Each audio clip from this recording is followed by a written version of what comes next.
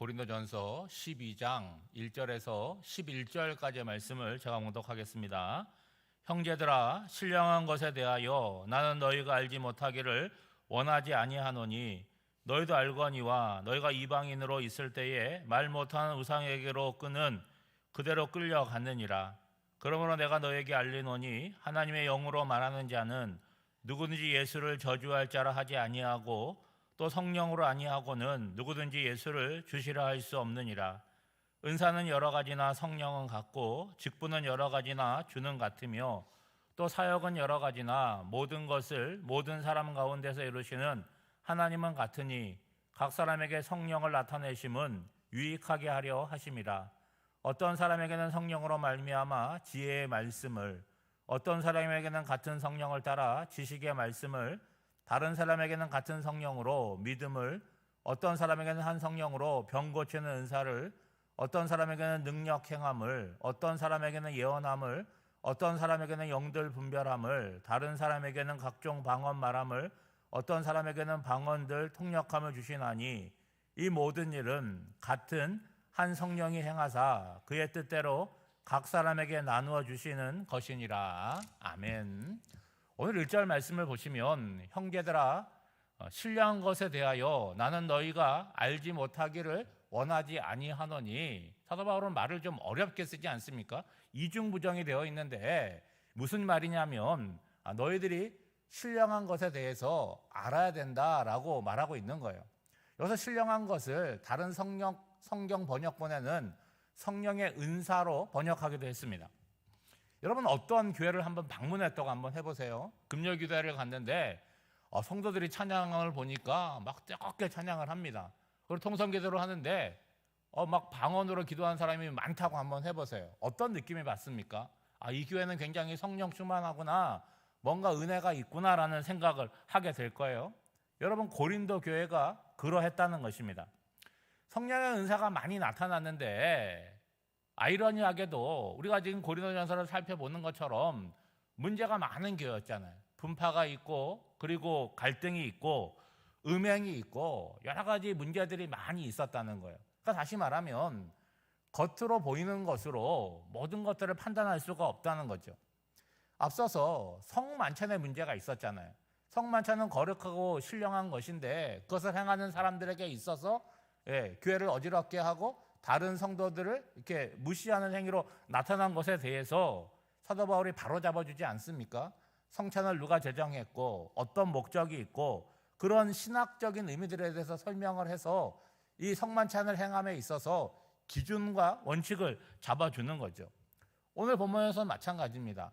성령의 은사도 하나님께서 주시는 은사이지만 그런 은사가 어떤 의미가 있고 어떤 유익함이 있는지 그거를 얘기하려고 하는 거죠. 여러분, 성도들의 입장에서 특별히 이방인으로 우상을 섬기다가 예수를 믿는 고린도의 성도들의 입장에서 신앙을 갖고 나서 여러 신비한 은사들이 나타나게 될 때에 본인들로 놀라지 않았겠습니까? 근데 문제는 뭐냐? 그거를 바르게 사용하지 못하고 내가 받은 성령의 은사가 너가 받은 것보다 더 좋은 것이다, 더 우월한 것이다, 그렇게 주장하는 문제가 생겼다는 거죠. 여러분, 생각해보면 되게 우습지 않습니까? 성령의 은사를 가지고 뭐 하는 거예요? 하나 되지 못하고 갈등하는 것입니다. 특별히 경쟁을 하고 내가 다른 사람보다 우월하고 교만하게 빠지게 되는 거죠. 먼저 2절 말씀해 보면 고린도 교회 성도들이 예수 믿기 전에 어떤 모습인지를 말하고 있지 않습니까? 이렇게 말하고 있어요. 너희도 알지 않느냐? 너희가 예수 믿기 전에 우상들에 이끌려 살아가지 않았느냐라는 얘기를 하는 거죠. 여러분, 우리가 살아가는 세계는요, 눈에 보이는 세계가 있잖아요. 현상들이 있습니다. 그런데 우리 눈에 보이지 않는 신령한 세계들이 있어요. 여러분, 사람들은요, 그런 영적인 세계에 대해서 관심이 없이 바쁘게 살아갑니다. 혹 안다고 해도 어때요? 두려운 마음을 갖고 있는 거죠. 그렇지만 여러분, 신령한 세계에 관심이 없다고 해도 관계없이 살아가는 사람은 없다는 거예요. 여러분, 기본적으로 영적인 세계는 눈에 보이지 않기 때문에 우리들에게 두려움을 줍니다. 여러분, 예를 들어서 우리는 교회를 다니지만 교회 다니지 않는 사람들 가운데 뭐 교회 다니는 사람 중에도 그런 분들이 있다고 하는데 전보잖아요. 예? 그러니까 그거를 꼭 뭐가 용하다 해서 보는 것도 있지만 뭐 재미로 보는 사람들도 있는 것 같고, 이사를 해도 손 없는 날 이런 것들을 골라서 합니다. 그런 것이 없다는 것을 모르지 않아요. 근데 어떤 거요? 혹이 있다라고 한다면 좋은 게 좋다는 식으로 그렇게 살아가는 거죠. 여러분, 무엇인가가 궁금하고 앞일에 대해서 뭔가 두려움이 있다라고 한다면 어디 갑니까? 사람들이 용하다고 하는 점을 치러 갑니다. 뭐 여러분 안 가보셨겠지만 우리가 뭐 드라마나 이런 거를 통해서 보면은 가면 뭐라 그래요? 일단 반말로 시작하잖아요. 위험하다. 먼저 던져주는 건 뭐냐? 애군을 던져주는 거예요. 그러니까 미래에 대해서 두려움을 주는 거죠. 그러면 어떻게 하겠습니까? 이 문제를 해결하려면 어떻게 해야 되냐? 이제부터 문제가 되는 거죠. 안 가면 아무런 문제가 없는데 가서 들었거든요. 올해는 뭐 운수가 사납다, 문제가 있다, 물을 피하라, 그런 얘기를 들으니까 이미 마음에 뭐가 되는 거예요? 거기에 붙잡히게 된다는 거죠. 제가 이런 말씀을 드리냐면 고린도교의 성도들이 과거에 그렇게 살았다는 거예요. 근데 예수를 믿게 되었다는 건 뭐냐? 여전히 현실 속에 살아가지만 하나님의 신령한 세계를 사모하는 거죠. 그리고 살아가면서 이 땅에서 그를 경험하면서 살아가는 걸 의미하는 거죠.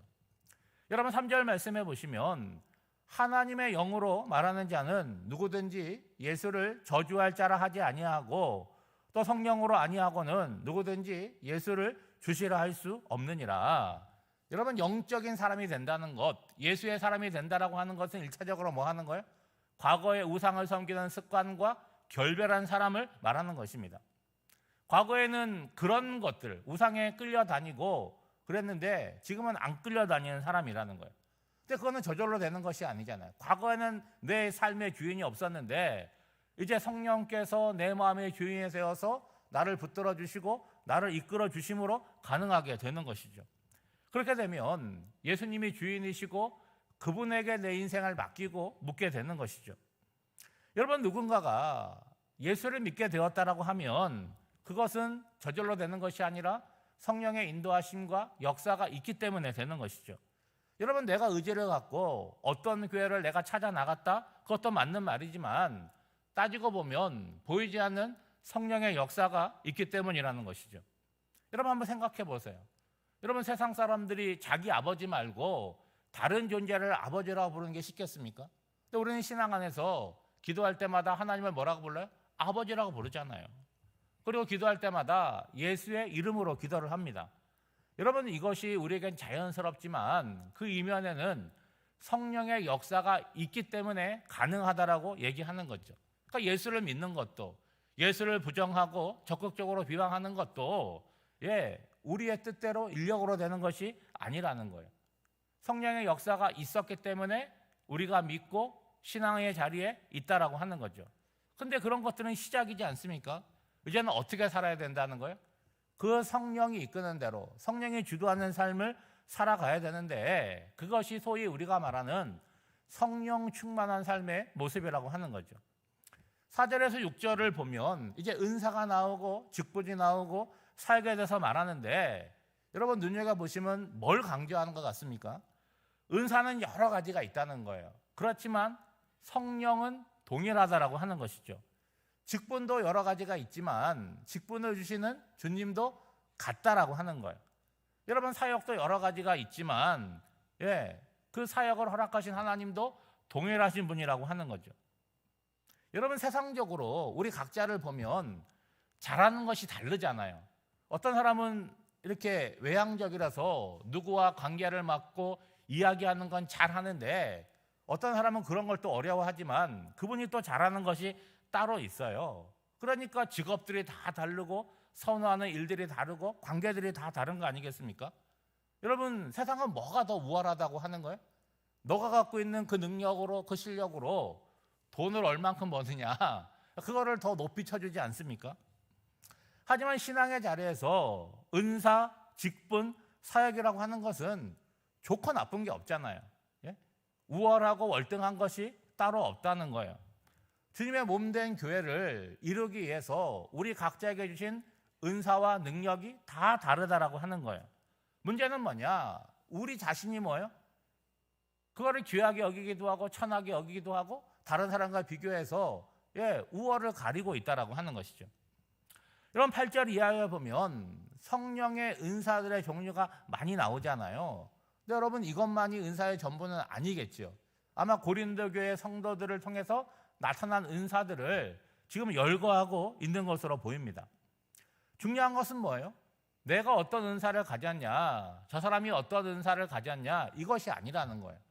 도대체 은사를 누가 주셨냐, 그것이 중요하다는 거죠. 여러분, 은사를 주신 분은 누구라는 거예요?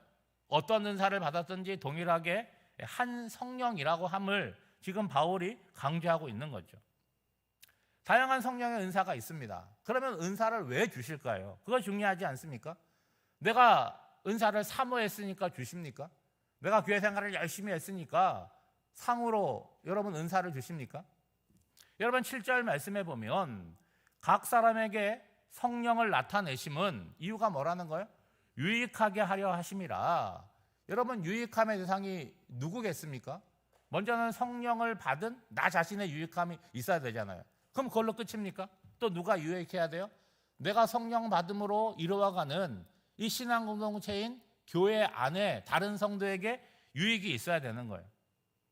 하나님이 나를 창조하셨기에 나보다 나를 더 잘하십니다. 따라서 하나님의 필요에 따라서 각양 은사들을 우리 각자에게 맞게 주신다라고 하는 믿음을 갖고 있어야 되는 거죠. 물론 우리가 신앙생활하면서 하나님 저에게도 은사를 주세요 구하고 사모할 필요가 있습니다. 그런데 여러분, 주시지 않는다라고 해서, 내가 원하는 은사를 주시지 않는다라고 해서 실망할 필요가 없다는 거예요. 왜냐하면 예수를 믿는 사람들 가운데 본인이 몰라서 그렇지 성령의 은사가 없는 분은 아무도 없다는 거예요. 여러분, 누구에게나 은사가 있는데 내가 받은 은사가 무엇인지를 알아야 돼요. 그리고 그것을 귀하게 여기고 그것으로 뭐 해야 돼요? 나에게 유익함이 있어야 되고 공동체의 유익함을 나타내야 된다는 것입니다. 예를 들어서 우리가 쉽게 얘기해서 방언의 은사 받기를 소원한다고 해보세요. 그러면 그 사람은 어떤 사람이겠습니까? 기도하는 사람일까요? 안 하는 사람일까요? 기도하는 사람이겠죠. 기도 안 하는 사람이 무슨 방언의 은사를 구하겠습니까? 이렇게 새벽에도 나오고 금요일에도 나오고 중보기도에도 참여하는 분들이 기도를 하면서 어떤 마음을 갖는 거예요? 하나님, 저도 방언을 받으면 더 기도하기에 좋지 않겠습니까? 구할 수 있다는 거예요. 그렇죠? 그러면 그거는 좋은 이유잖아요. 그런데 내가 아는 아무개 집사가 방언 받았다고 잘난 척 하는데 나에게는 더 센 방언을 달라고 구한다라고 한다면 그거는 구하는 목적 자체가 다르지 않습니까?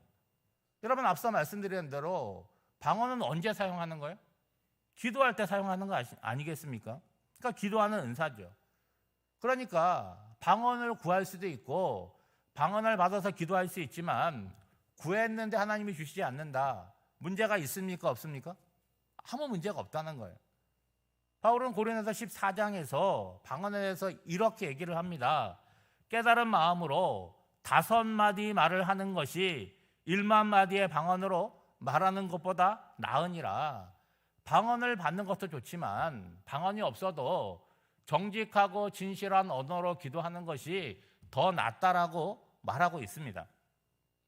여러분, 방언을 받았다면 뭐 하면 되는 거예요? 자랑할 거 없고 내가 영적으로 우월하다고 교만할 거 없고 더 많은 시간 하나님께 기도하면 되는 거예요. 근데 그거를 내가 우월하다고 생각하고 우리 목사님은 방언을 받았을까? 우리 권사님은 방언을 받았을까? 그거를 비교하고 대조해서 판단하는 사람이 된다면 그 방언 받음이 아무런 유익이 없다는 거죠. 저는 성령의 많은 은사 가운데 가장 중요한 은사는 믿음의 은사라고 생각을 해요. 왜냐하면 신앙의 시작과 끝이 무엇입니까? 믿음이잖아요. 여러분, 믿음이 없는데 방언을 받은들 무슨 소용이 있고 다른 은사가 무슨 소용이 있겠습니까? 그럼 믿음의 은사는 뭡니까? 하나님의 말씀에 믿어지는 거잖아요. 여러분, 그러면 되는 거 아니겠습니까? 거기서부터 신앙이 깊어지고 성장하게 되는 거죠. 혹 다른 사람에게 없는 은사가 나에게 있다라고 한다면 뭐 하는 거예요? 앞서 말씀드린 대로 나에게 먼저 유익이 있고 공동체 유익을 위해서 잘 나타나야 되는 거죠. 여러분 11절 말씀해 보면 이 모든 일을 같은 한 성령이 행하사 그의 뜻대로 각 사람에게 나누어 주시는 것이니라. 뭘 강조하고 있습니까? 같은 한 성령을 강조하고 있어요. 어떤 은사를 받고 어떤 유익함이 있다고 할지라도 그 은사와 유익을 주시는 분은 한 분 성령 하나님이시다라고 말씀하고 있고, 그분이 원하시는 대로 각 성도들에게 나누어 주신다는 거예요. 여러분 이미 내가 받은 은사가 무엇인지를 아는 분도 계실 것이고 모르는 분도 계실 거예요. 그러면 찾아보시면 될 것 같아요. 그리고 그 은사를 발견했다라고 한다면 오늘 7절에서 말하는 것처럼 나의 유익과 교회 공동체의 유익을 위해서 바르게 잘 사용하셔서 그것으로 인해서 하나님과의 관계가 더 깊어지고 교회를 더 사랑할 수 있는 저와 여러분이 되시기를 주님의 이름으로 축복합니다. 기도하겠습니다. 하나님 아버지, 오늘 내가 주님을 믿고 살아가는 것은 성령의 인도하심이요 은혜임을 믿습니다. 잠들어 있고 무기력한 인생이 아니라 깨어 있고 성령의 충만함을 입어 능력의 인생을 살아가게 하옵소서. 내가 나를 다스릴 수 없기에 성령께서 내 마음을 충만하게 채우시고 나를 다스려 주시기를 기도합니다. 이 땅에 살지만 하나님의 신령한 세계와 영적인 세계가 있음을 알게 하시고 그 신령한 세계를 사모하고 경험하게 하옵소서. 주님의 몸된 교회가 성령의 공동체가 되기를 구합니다. 각 성도들에게 주신 성령의 은사가 공동체에 유익이 되고 조화를 이루어 주님이 원하시는 건강한 교회를 이루어가게 하옵소서. 오늘도 새로운 한 날을 허락하여 주시고 사랑하는 성도들 각자의 삶의 자리로 보내서 살게 하십니다. 하나님께서 성도들의 발걸음을 주장하여 주셔서 실족하지 않게 해주시고 어느 곳에든지 우리가 하나님의 사람임이 분명히 드러나는 복된 한 날이 되기를 간절히 바라옵고 원하오며 이 모든 간구를 예수님의 이름으로 기도하옵나이다. 아멘.